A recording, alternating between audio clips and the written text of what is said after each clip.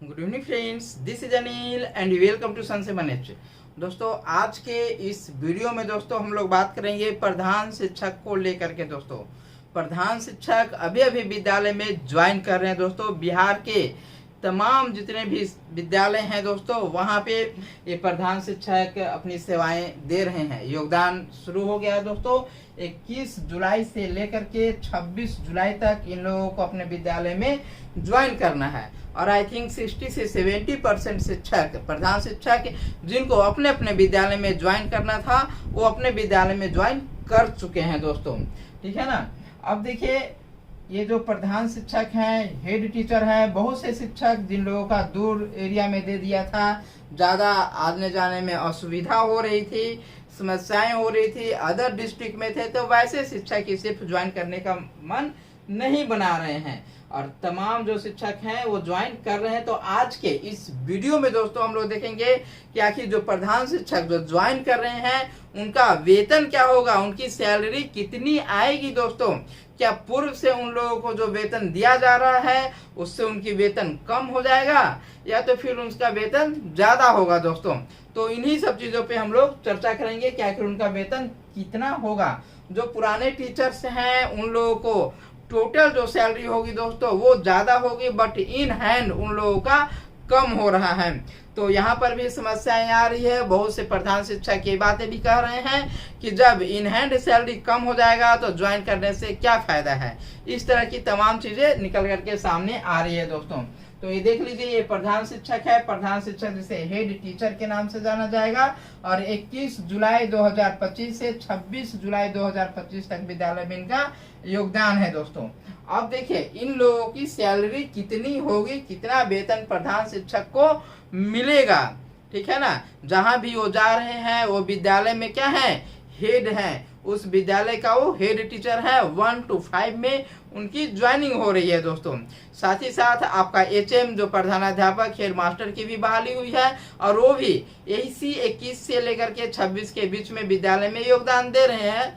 और उनका जो वेतन होगा उसको हम लोग दूसरे वीडियो में देखेंगे, लेकिन यहाँ पे हम लोग सबसे पहले प्रधान शिक्षक को लेकर के देखेंगे दोस्तों। इनका जो बेसिक है वो अभी आपका 30,500 है। ठीक है, ये आपका 30,500 उनका बेसिक है दोस्तों। ठीक है ना, ये बातें हैं। अब इनके पास जो DA होगा, ठीक है ना, बेसिक ये आपका है 30,500, जबकि आपका 9th-10th में जो शिक्षक है उन लोगों का 31,000 है 9th-10th के टीचर का। ठीक है ना, और इससे सिर्फ 500 कम इन लोगों का रखा गया है। तो 30,500 अब प्रधान शिक्षकों का बेसिक पे हो जाएगा दोस्तों। ठीक है ना, बेसिक जो होगा वो आपका 30,500 रुपया हो जाएगा। ठीक है ना, 30,500।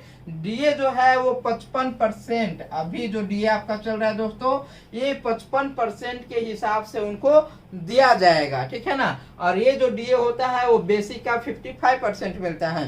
हम लोग अब जुलाई में आ रहे हैं तो फिर से आपका जो ये जो DA है उसमें वृद्धि होगी दोस्तों। अभी आपका 55% चल रहा है।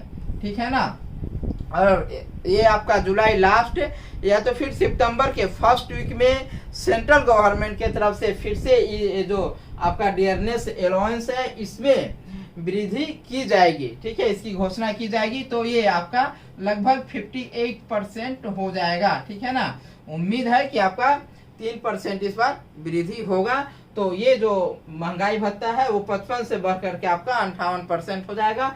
तो फिर यहाँ पर भी अमाउंट में वृद्धि हो जाएगी। हालांकि जो पूर्व से TRE1 TRE2 में जो शिक्षक ज्वाइन किए हुए हैं अभी भी उनको जो महंगाई भत्ता है दोस्तों वो 50% ही दिया जा रहा है। 50% ही दिया जा रहा है। और कहा यह जा रहा है कि HRMS पे अभी तक अपडेट नहीं हुआ है, इस वजह से आपका 55% नहीं मिल रहा है और 50% ही दिया जा रहा है। तो इस वीडियो के माध्यम से शिक्षा विभाग के अपर मुख्य सचिव और तमाम जो आला ऑफिसर्स हैं उनसे निवेदन है कि जल्द से जल्द इसमें आपका अपडेट किया जाए HRMS में, और जो 50% है वो 55% दिया जाए अगले माह के वेतन से। और साथ ही साथ दोस्तों जो एरियर जो बचा हुआ है वो भी भुगतान किया जाए। अब देखिए, हम लोग आते हैं HRA में। ठीक है, तो जो मिनिमम HRA जो दिया जाएगा दोस्तों वो आपका 5% दिया जाएगा मिनिमम, ठीक है ना। जहां भी आपको मिलेगा इससे ज्यादा ही मिलेगा, चाहे आप जिस भी एरिया में रहेंगे, ठीक है ना। जो मिनिमम जो है वो आपका 5% है, और ये जो हो जाएगा आपका 1525 रुपया ये हो जाता है, ठीक है ना। यदि मिनिमम भी आपको दिया जाता है तो इतना आपको दिया जाएगा, ठीक है। कई जगहों पे आपका 7.5% मिलता है, कई जगहों पे 10 मिलता है, ठीक है ना। कहीं पे 16 मिलता है, पटना में आपका 20 मिलता है नगर निगम। तो तमाम तरह की चीजें हैं, इसके आधार पर ये वाला आपका वैरी करेगा। लेकिन हम लोग यहाँ जो कैलकुलेशन करेंगे दोस्तों वो आपका 15-25 को लेकर के करेंगे, मिनिमम 5% को लेकर के करेंगे, ठीक है ना। और जिनका 10% में है वो इसको 15-25 को डबल कर लीजिए, ठीक है ना। तो ये आपकी वृद्धि हो जाएगी, मतलब 350 रुपया उनका HRA हो जाएगा। मेडिकल जो है दोस्तों वो 1000 रुपया दिया जाएगा। तो इस तरह से इस सब को हम लोग ऐड करेंगे तो 49,800 रुपया होता है, ठीक है ना। 49,800 रुपया ये होता है। तो क्या इतना पेमेंट उनको मिलेगा दोस्तों? ऐसा नहीं है, यहाँ से आपका डिडक्शन भी होता है, तो उस डिडक्शन को भी हम लोग यहाँ पे देखेंगे। अब देखें जो डिडक्शन होता है दोस्तों ये 10% आपका डिडक्शन होगा। आपको जो सैलरी दिया जा रहा है 49,000 जो भी वहां पे आया था उसमें से आपका यहाँ पे 10% डिडक्शन होगा। और ये डिडक्शन जो होता है दोस्तों वो बेसिक और DA का होता है। इससे पहले यहाँ पे देख रहे हैं ना, आपको बेसिक मिला, DA मिला, HRA मिला और मेडिकल मिला।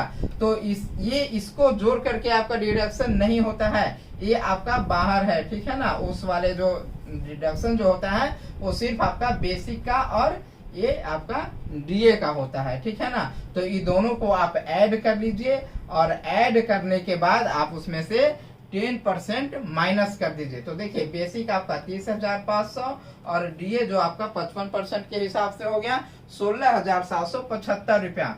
दोनों को ऐड कर देंगे तो ये आपका 47,275 रुपया आ जाएगा दोस्तों, ठीक है ना। अब 10% डिडक्शन जो होगा तो ये आपका डिडक्शन हो जाएगा कितना, ये आपका 4,727 रुपया 50 पैसा ये आपका डिडक्शन हो जाएगा। ये डिडक्शन किसमें होगा, जो आपको 49,800 रुपया जो दिया जा रहा है इसमें से ये आपका डिडक्शन हो जाएगा दोस्तों, ठीक है ना।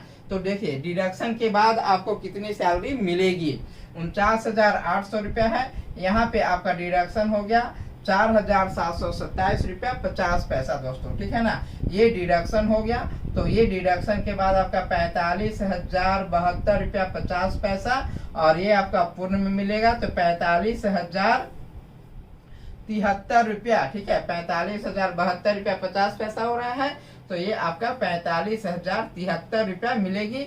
तो ये आपकी इन हैंड सैलरी हो गई दोस्तों। इन हैंड सैलरी जो आपके अकाउंट में क्रेडिट होगा वो होगा 45,073 रुपया, ठीक है ना। अब देखिए अब क्या होगा कि सरकार जो है इसमें भी आपको देगी, इसमें आपका क्या देगी 14%। जो गवर्नमेंट जो होता है वो 14% आपको देता है। NPS जो आपका NPS कटता है दोस्तों तो उसमें 10% आपका NPS कटेगा और 14% जो है ना वो आपका कटेगा, ठीक है ना।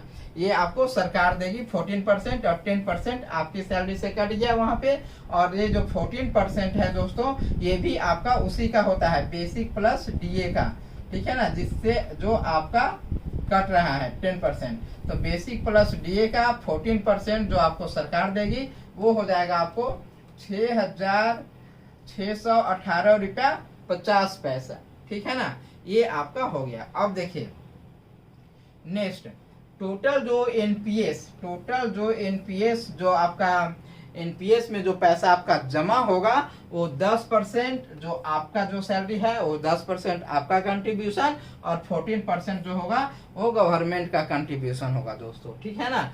तो देख लीजिए 10% जो आपका कंट्रीब्यूशन है वो 4,727 रुपया 50 पैसा है और जो गवर्नमेंट 14% जो दे रही है वो 6,618 रुपया 50 पैसा है, ठीक है ना। तो टोटल ये हो गया कितना 11,346 रुपया ये आपके एनपीएस में पर मंथ जमा होंगे, ठीक है ना। ये जो पैसा होगा 11,346 रुपया पर मंथ आपके एनपीएस में जमा होंगे दोस्तों, ठीक है ना। तो अब देखिए जो टोटल सैलरी जो आपकी हो गई दोस्तों, ये आपकी हो गई कितना, 45,073 रुपया और 11,346 जो आपका एनपीएस में जमा हो रहा है, ठीक है ना। और 45,000 जो 73 रुपया है दोस्तों, इसमें से आपका एक ग्रुप बीमा होता है और उसके नाम पे 30 रुपया यहाँ पे डिडक्शन हो जाएगा, ठीक है ना। ये 30 रुपया डिडक्शन हो जाएगा। तो यहाँ से आप यहाँ पे देख लीजिए, ये आपका 3 हो गया और ये 4 हो गया, ये 0 और ये 4 और ये 5, माने 45,043 रुपया जो होगा ना, ये आपका इन हैंड सैलरी होगा।